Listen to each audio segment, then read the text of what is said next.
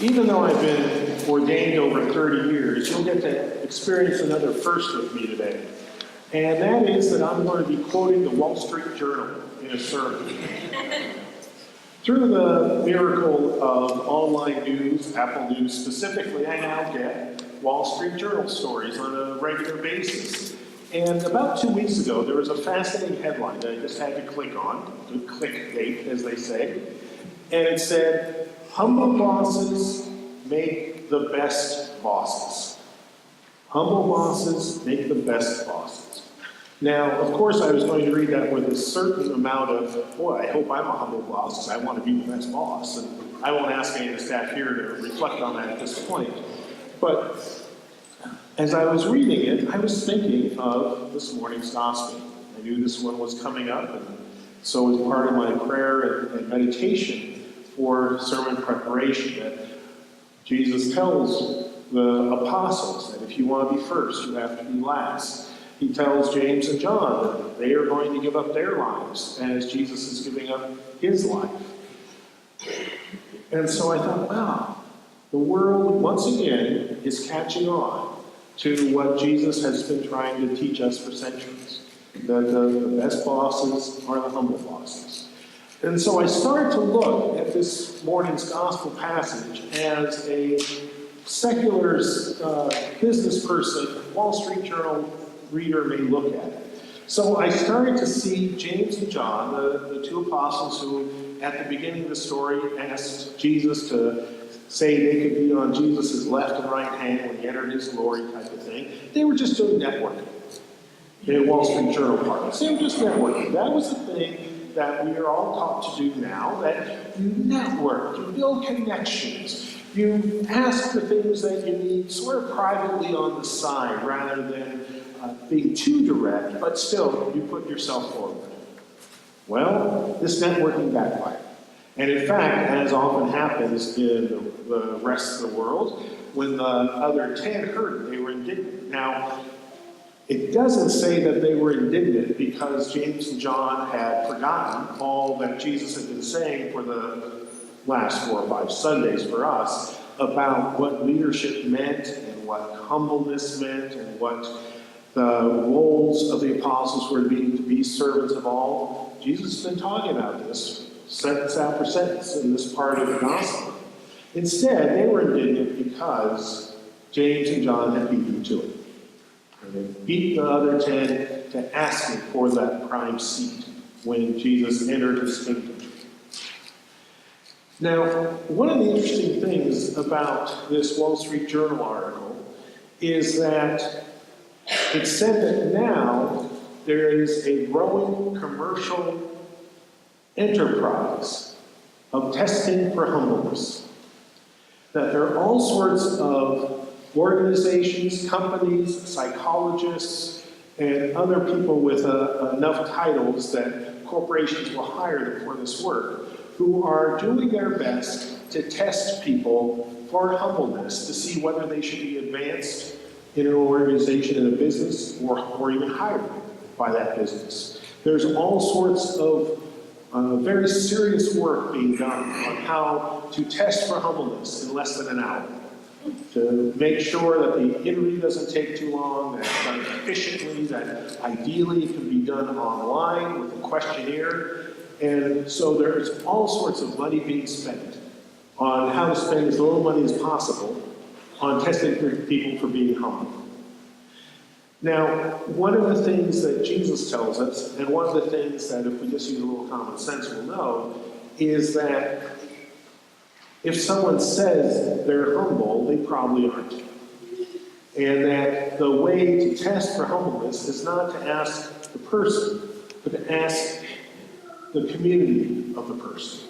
Ask their coworkers, ask their family, ask their friends, is this person humble or not? That's not even the question that can be asked. But, and this is a bit of an aside really, if you thought Christmas was commercialized, wait till you see the gospel teaching of humbleness be commercialized. Be prepared. Be prepared to defend that. I don't know what kind of bumper sticker we'll take, we'll figure it out. But this way in which people are trying to define humbleness, to make it a commercial good that can be exchanged left and right. Sort of like having carbon credits for your corporation, have humbleness credits for your corporation so that'll be successful. Suddenly made me realize what this whole Wall Street Journal story was about. I've been reading it from my personal perspective as a Christian, a priest, and all that sort of thing, of how we as individuals should strive to serve the people around us. And as I got almost to the end of the article, I realized what this really was about was helping these corporations and businesses make as much money as possible. That it wasn't about making the world a better place, but it was instead about helping the companies be as profitable as they can be. And so, one of the things that the research has shown, that is reassuring, frankly, is that corporations and companies and businesses that have humble leadership in as many places in the hierarchy as possible, those businesses are the most profitable. Because what they found was that the leadership is not looking out for itself. The leadership is not looking out for advancing its own career. The men and women in charge are not trying to put themselves forward at the expense of other employees. They're not looking at business as a blood sport or even as a competition. Instead, they're able to see what are the objectives, what are the goals, and do their best to help the people around them fulfill the goals of the corporation, of the company, of the business. Now, that's not a bad description of how to be a Christian. Putting others first, putting the greater good above our own needs, desires, and goals, of helping the world be a better place one corporation at a time, however we may think of it. But also, we have to make sure that we are not trying to be competitively humble, because that is what Americans typically do with any virtue, with any goal, with any kind of way in which we try to lift someone up.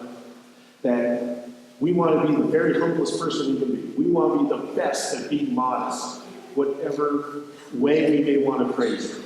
We have to guard against it within ourselves. But there's also another dimension to this that's absolutely crucial.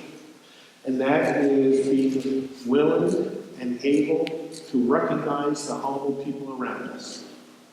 And make sure that we trust them, even if they're not being the loudest voice in the room, even if they're not being the biggest braggart in our lives. We need to trust the people who, in fact, are trying to make the world a better place. One relationship at a time, one team at a time, one organization at a time, one business at a time, whatever level we're encountering. Because the human inclination is to discount the humble person. That's why Jesus talked about, even in his time, people almost seek to have someone lord it over them, their own leadership.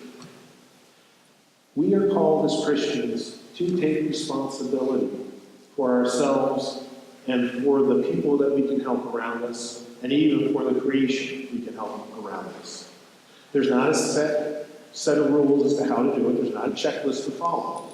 And so here is going to be yet another area that God is asking us to exercise discernment, to within the moment listen to how God's love is moving and do our best to support it, do our best to participate. It may be a humble leader at work who's read this article. It may be someone probably who has no idea they're doing the right thing because it has become something that they do almost automatically. However it is, we encounter the people among us that are fulfilling Jesus' role, Jesus' model, Jesus' teaching, to be servant of all. We have to support that person. And hopefully we in turn will be supported when we have our moments, our turns, our eras of being servants to all. It's almost annoying how well Jesus knew humanity. That a lesson in the gospel that comes up every 3 years or so is reflected in the Wall Street Journal. Because human beings haven't changed, probably at all, let alone all that much. We continue to seek leaders that take charge, who take responsibility off our shoulders and say they'll fix everything. And Jesus again and again tells us to be servant leaders and to seek out servant leaders. Jesus tells us again and again that humanity has to rely on God, moment by moment, not just at one time in one's life, but again and again, in order to know how to live and how to be. Jesus tells us this over and over again, and through the centuries, we have to relearn it every day, that we are called to be humble servants of all. We are called to support fellow humble servants of all, because that is how God's love, God's will, God's creativity can be spread. That is how the world can be made a better place. That is how we can be more faithful Christians, and we can help the people around us be more in tune with the love and desires of God. In the name of the Father, and of the Son, and of the Holy Spirit. Amen.